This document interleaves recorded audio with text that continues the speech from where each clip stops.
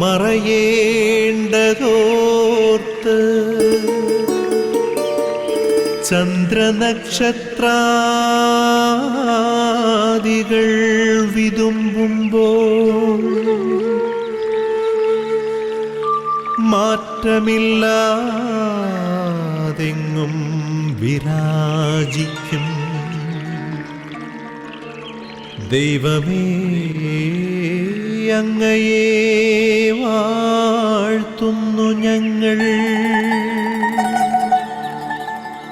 ഉദിച്ചെങ്ങും പ്രഭതൂകും പാരിലെ സൂര്യരശ്മിയേക്കാൾ പ്രശോഭിച്ചെന്നും പ്രസാദമേകുന്ന ദൈവമേ, അങ്ങേ മഹിമാവെത്ര മനോജ്ഞം. പ്രഭാത വിരുന്നിലേക്ക് എല്ലാവർക്കും ഹൃദ്യമായ സ്വാഗതം. ലോകത്തിൻ്റെ വിവിധങ്ങളായ ഇടങ്ങളിൽ ഇരുന്നുകൊണ്ട് ഈ പ്രഭാതത്തിൽ വചനം ശ്രവിക്കുവാനായിട്ട്, വചന വിരുന്ന് ആസ്വദിക്കുവാനായിട്ട് ഒരുങ്ങി വന്നിരിക്കുന്ന എല്ലാ മക്കളെയും ദൈവസമർത്ഥമായിട്ട് അനുഗ്രഹിക്കട്ടെ എന്ന് നമുക്ക് പ്രാർത്ഥിക്കാം. നമ്മളൊരു ദിവസം ആരംഭിക്കുമ്പോൾ തമ്പുരാൻ്റെ അഭിഷേകത്തോടു കൂടെ വചനം ശ്രവിച്ചുകൊണ്ട് ഒരു ദിവസം ആരംഭിക്കുക, അതൊരു ഭാഗ്യമാണ്. ഇന്നത്തെ ഈ വചന വിരുന്നിലേക്ക് സന്തോഷപൂർവ്വം കടന്നു വന്നിരിക്കുന്ന ലോകത്തിൻ്റെ വിവിധ ഭാഗങ്ങളിൽ ഇരുന്നുകൊണ്ട് ഇന്നത്തെ ഈ വചന വിരുന്ന് ആസ്വദിക്കാൻ എത്തിയിരിക്കുന്ന എല്ലാവരെയും ദൈവസമർത്ഥമായിട്ട് അനുഗ്രഹിക്കട്ടെ എന്ന് നമുക്ക് പ്രാർത്ഥിക്കാം. നമ്മുടെ ഈ ദിവസം മുഴുവനും കർത്താവിൻ്റെ കരങ്ങളിലേക്ക് അർപ്പിച്ച് നമുക്ക് ദൈവം സമ്മാനമായി നൽകിയ പരിശുദ്ധ അമ്മയുടെ കരം പിടിച്ച് നമുക്ക് ഈ യാത്ര ആരംഭിക്കാം. നമുക്ക് പരിശുദ്ധ അമ്മയോട് പ്രാർത്ഥിക്കാം. പരിശുദ്ധ അമ്മേ മാതാവേ, ഈ ഒരു പ്രഭാതത്തെ ഓർത്ത് അമ്മയോട് ചേർന്ന് ഞങ്ങൾ ദൈവത്തെ മഹത്വപ്പെടുത്തുന്നു. ശക്തനായവനിൽ വലിയ കാര്യങ്ങൾ ചെയ്തിരിക്കുന്നവിടുത്തെ നാമം മഹത്വപ്പെടട്ടെ എന്ന് പ്രാർത്ഥിച്ച പരിശുദ്ധ അമ്മേ, ഇന്നത്തെ ഞങ്ങളുടെ ഓരോ പ്രവൃത്തിയും വഴിയായിട്ട് ദൈവത്തെ മഹത്വപ്പെടുത്തുവാൻ അമ്മ ഞങ്ങളെ പഠിപ്പിക്കണമേ. പരിശുദ്ധ അമ്മേ മാതാവേ, അമ്മയുടെ വിമല ഹൃദയത്തിന് ഞങ്ങൾ ഓരോരുത്തരെയും പ്രതിഷ്ഠിക്കുന്നു. നന്മ നിറഞ്ഞ മറിയമ്മേ സ്വസ്തി, കർത്താവ് അങ്ങയുടെ കൂടെ സ്ത്രീകളിൽ അങ്ങ് അനുഗ്രഹിക്കപ്പെട്ടവളാവുന്നു. അങ്ങയുടെ ഉദരത്തിൻ്റെ ഫലമായി ഈശോ അനുഗ്രഹിക്കപ്പെട്ടവനാവുന്നു. പരിശുദ്ധ മറിയമ്മേ തമ്പുരാൻ്റെ അമ്മേ, പാപികളായ ഞങ്ങൾക്ക് വേണ്ടി എപ്പോഴും ഞങ്ങളുടെ മരണസമയത്തും തമ്പുരാൻ്റെ അപേക്ഷിച്ചു കൊള്ളണമേ. ആമേൻ. ഇന്നത്തെ ഈ പ്രഭാത വിരുന്നിന് പ്രത്യേക നിയോഗമായിട്ട് നമ്മൾ സമർപ്പിക്കുക നമ്മുടെയൊക്കെ കുടുംബങ്ങളിലുള്ള പുരുഷ സാന്നിധ്യങ്ങളെയാണ്. നസ്രത്തിലെ തിരുക്കുടുംബത്തെ നയിക്കുവാനായിട്ട്, പരിപാലിക്കുവാനായിട്ട് ദൈവം വിശുദ്ധ ഔസേപ്പിനെ ഏൽപ്പിച്ചതുപോലെ നമ്മുടെയൊക്കെ കുടുംബങ്ങളിലെ കുടുംബനാഥന്മാർ, അവരെ നമുക്ക് ദൈവകരങ്ങളിലേക്ക് അർപ്പിക്കാം. അവരുടെ കഷ്ടപ്പാടുകൾ, കുടുംബത്തെ മുന്നോട്ട് നയിക്കുവാനായിട്ട് അവരെടുക്കുന്ന ബുദ്ധിമുട്ടുകൾ എല്ലാം നന്ദിയോടെ നമുക്ക് ഓർക്കാം. നമ്മുടെയൊക്കെ കുടുംബങ്ങളിലെ അപ്പച്ചനെ, ജീവിത പങ്കാളിയെ പ്രത്യേകമായിട്ട് ഇന്നത്തെ ഈ വിരുന്നിൽ നിയോഗമായിട്ട് സമർപ്പിക്കാം. അവരുടെ മേൽ ദൈവം കരുണ ചൊരിയട്ടെ, അവരുടെ മേൽ ദൈവം കൃപ നിറയ്ക്കട്ടെ, അവരിലൂടെ നമ്മുടെയൊക്കെ കുടുംബം കൂടുതൽ വിശുദ്ധമായി തീരട്ടെ എന്ന് നമുക്ക് പ്രാർത്ഥിക്കാം. പരിമളത്തിനുറവയാം നറുസൗരഭ്യമാകട്ടെ ഞങ്ങളുമീ മണ്ണിൽ.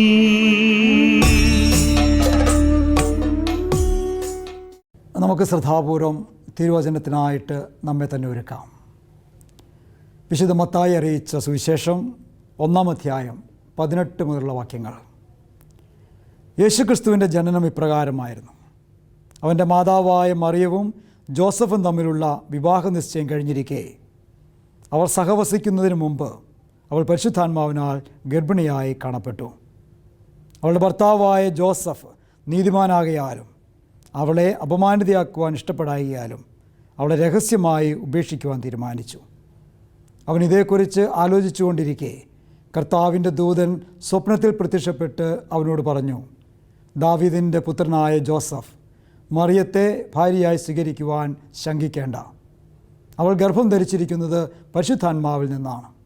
അവളൊരു പുത്രനെ പ്രസവിക്കും, നീ അവന് യേശു എന്ന് പേരിടണം.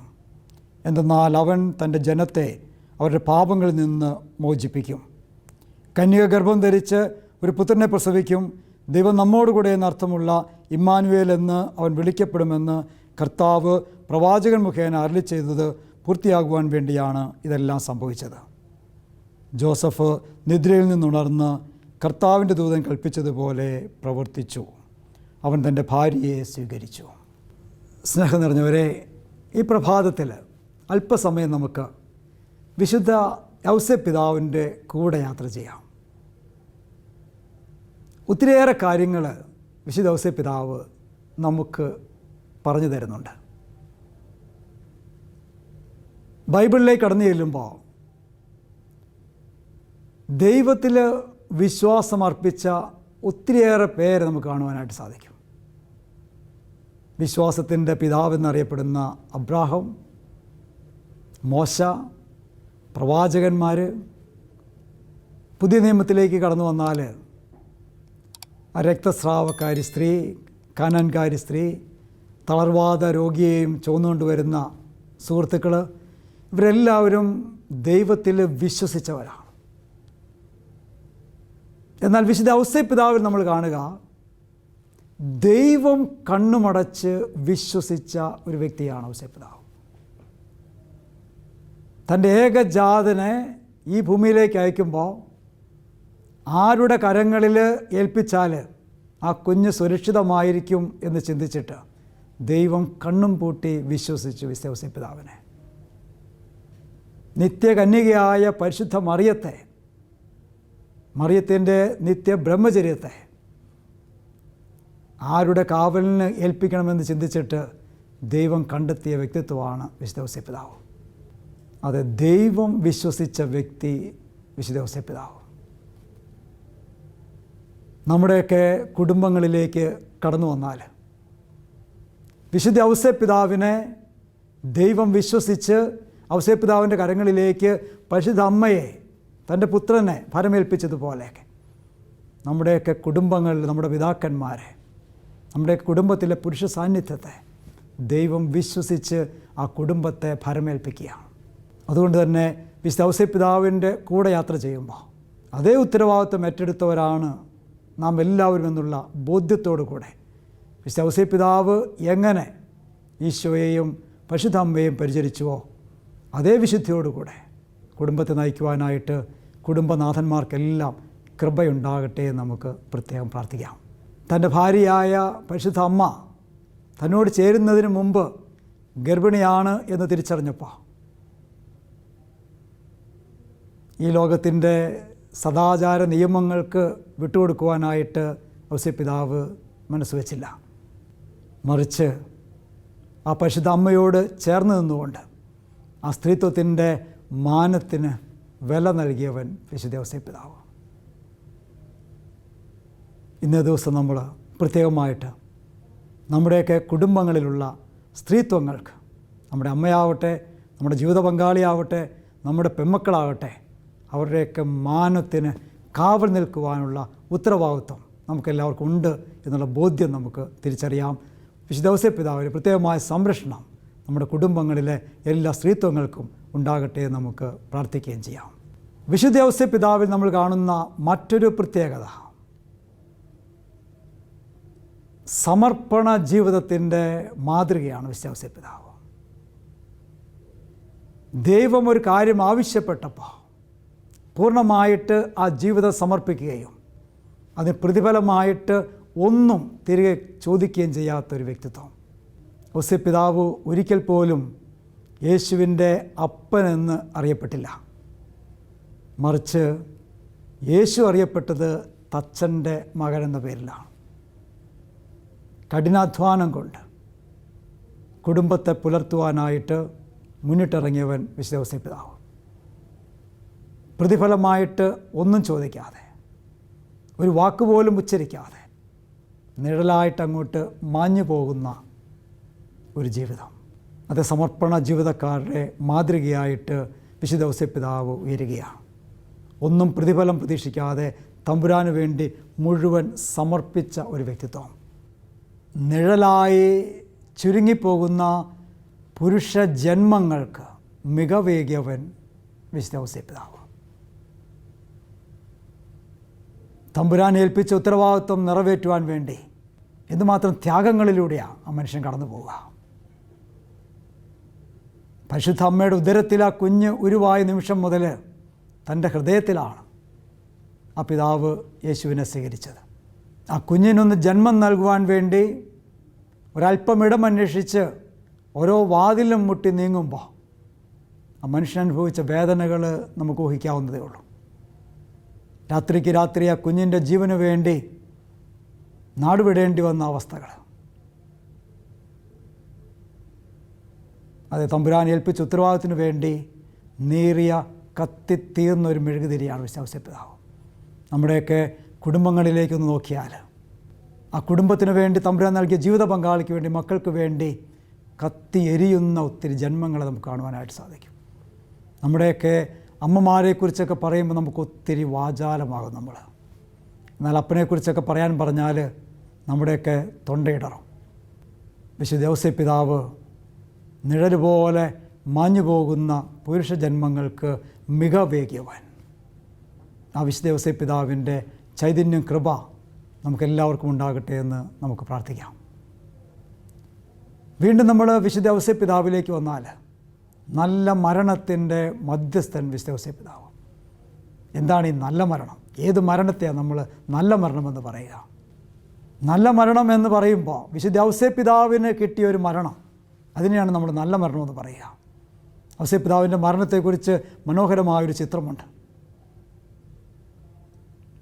മരിക്കാൻ കിടക്കുന്ന സമയത്ത് തലയ്ക്കലിരുന്നു കൊണ്ട് ആ തലയിണ ഉയർത്തിപ്പിടിച്ചുകൊണ്ട് ആ അവസാന ശ്വാസമെടുക്കുവാൻ വേണ്ടി സഹായിക്കുന്ന പരിശുദ്ധ അമ്മ, തൊട്ടടുത്ത് കരം പിടിച്ചുകൊണ്ട് ശക്തി പകരുന്ന ഈശോ, ചുറ്റും മാലാഖമാർ നിന്ന് ഹല്ലേലൂയ പാടുന്ന ഒരു മുഹൂർത്തം.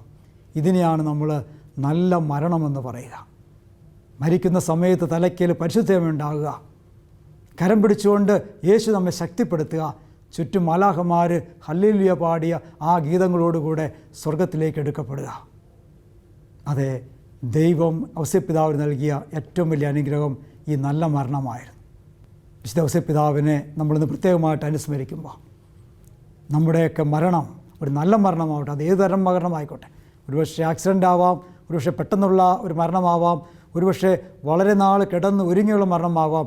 ഏത് മരണമായിക്കോട്ടെ, മരിക്കുന്ന നിമിഷം വിശുദ്ധ ഔസേപ്പ് പിതാവിനെ പോലെ പരിശുദ്ധ അമ്മയോട് ചേർന്ന് യേശുവിൻ്റെ കരം പിടിച്ച് മാലാഖമാരുടെ സ്തുതിഗീതങ്ങൾ കേട്ട് മരിക്കുവാനുള്ളൊരു കൃപ, അതും നമുക്ക് ഈ അവസരത്തിൽ പ്രാർത്ഥിക്കാം. ആബാ പിതാവേ, സ്നേഹാഗ്നിയാൽ ജ്വലിക്കട്ടെ മക്കളാ ഞങ്ങളെല്ലാം.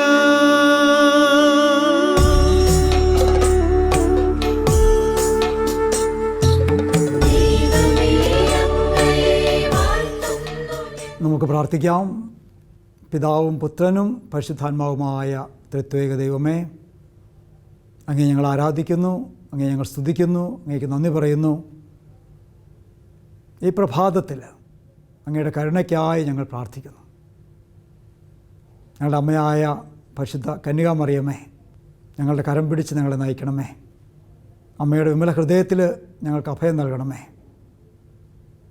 അമ്മയുടെ ശക്തമായ സംരക്ഷണം ഈ ദിവസം മുഴുവനും ഞങ്ങൾ അനുഭവിക്കട്ടെ.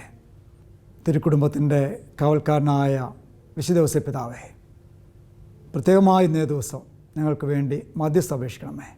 ദൈവം ഭരമേൽപ്പിച്ച ഉത്തരവാദിത്വം എൻ്റെ പൂർണ്ണതയിൽ നിറവേറ്റിയ വിശുദ്ധ ഔസേപ്പ് പിതാവേ, ഇന്നേ ദിവസം ദൈവം ഞങ്ങളെ ഏൽപ്പിക്കുന്ന ഓരോ ഉത്തരവാദിത്വവും അതിൻ്റെ പൂർണ്ണതയിൽ നിറവേറ്റുവാൻ ഞങ്ങൾക്ക് വേണ്ടി ദൈവസന്നിധിയിൽ മധ്യസ്ഥ അപേക്ഷിക്കണമേ. ഞങ്ങളുടെ കാവൽ മാലാഖമാരെ, ഞങ്ങളുടെ പേരിൻ്റെ കാരണഭൂതരായ വിശുദ്ധരെ, ഞങ്ങളുടെ ഇടവകയുടെ പ്രത്യേകമായ മധ്യസ്ഥ, മരണം മൂലം ഞങ്ങളിൽ നിന്ന് വേർപിരിഞ്ഞു പോയ ഞങ്ങളുടെ പൂർവ്വപിതാക്കന്മാരെ, ഞങ്ങളെല്ലാവരുടെയും മധ്യസ്ഥ ഞങ്ങൾ യാചിക്കുകയാണ്. ഞങ്ങളെ അനുഗ്രഹിക്കണമേ, ആശീർവദിക്കണമേ. ദൈവത്തിൻ്റെ വചനം മുറുകെ പിടിക്കുവാനും ആ വചനത്തിൻ്റെ പ്രകാശത്തിൽ വ്യാപരിക്കുവാനും ഞങ്ങളെല്ലാവരെയും അനുഗ്രഹിക്കണമേ. നിത്യം പിതാവും പുത്രനും പരിശുദ്ധാത്മാവുമായ സർവേശ്വര, ആമേൻ.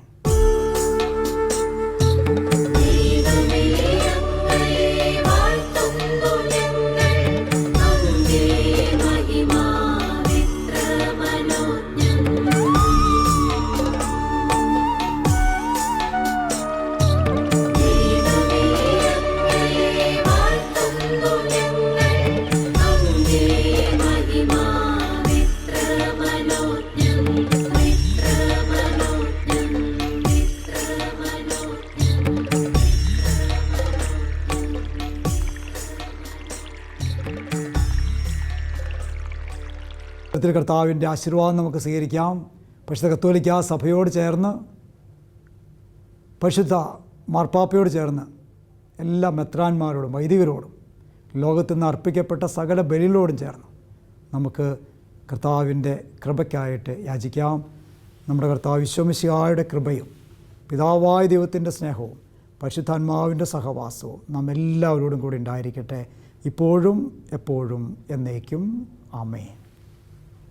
സ്നേഹം നിറഞ്ഞവരെ, ഈ സമയത്ത് ലോകത്തിൻ്റെ വിവിധ ഭാഗങ്ങളിലിരുന്നു കൊണ്ട് വലിയ കൂടാരങ്ങളിൽ ഈ ഒരു വചനപ്രഘോഷണത്തിൻ്റെ വിജയത്തിനായിട്ട് പ്രാർത്ഥിച്ചുകൊണ്ടിരിക്കുന്ന നൂറുകണക്കിന് സഹോദരിമാരെ നമുക്ക് നന്ദിയോടെ ഓർക്കാം, പ്രാർത്ഥിക്കാം. അവരെല്ലാ പ്രാർത്ഥനകൾക്കും തമ്പുരാൻ ഉത്തരം നൽകട്ടെ. അതുപോലെ തന്നെ ഈ ഒരു വചനപ്രഘോഷണത്തിനായിട്ട് ദൈവം ഉപകരണമാക്കിയിരിക്കുന്ന ഈ ഗുഡ്നസ് TV-യെ, നമ്മുടെ ഡിവൈൻ ധ്യാന കേന്ദ്രത്തെ, ഇവിടുത്തെ എല്ലാ ശുശ്രൂഷകളെ ദൈവം തൻ്റെ കൃപയാൽ നിറയ്ക്കട്ടെ എന്ന് നമുക്ക് പ്രാർത്ഥിക്കാം. ഇന്നേ ദിവസം നമുക്ക് പ്രത്യേകമായിട്ട് ജപമാലയിൽ ആശ്രയിക്കാം. നമ്മുടെ എല്ലാ നിയോഗങ്ങളും, നമ്മളോട് ഉയർത്തിയ നിയോഗങ്ങൾ, അതോടൊപ്പം തന്നെ നമ്മുടെ വ്യക്തിപരമായ നിയോഗങ്ങൾ ദൈവകരങ്ങളിലേക്ക് നമുക്ക് കൊടുക്കാം. പരിശുദ്ധ അമ്മയുടെ പ്രത്യേകമായ മാധ്യസ്ഥം നമുക്കൊന്നുണ്ടാകട്ടെ. സാധിക്കുന്ന എല്ലാവരും തന്നെ ജപമാല ഒന്നെങ്കിലും ചൊല്ലിക്കൊണ്ട് നമ്മുടെ ഈ നിയോഗത്തിനായിട്ട്, നമ്മുടെ ഈ വചനപ്രഘോഷണത്തിന് വിജയത്തിനായിട്ട് നമുക്ക് പ്രാർത്ഥിക്കുകയും ചെയ്യാം. നിങ്ങൾക്കെല്ലാവർക്കും ദൈവാനുഗ്രഹം നിറഞ്ഞ, കൃപ നിറഞ്ഞ ഒരു സുദിനം ആശംസിക്കുകയാണ്. ഈശോ മിശിഹായ്ക്ക് സ്തുതിയായിരിക്കട്ടെ.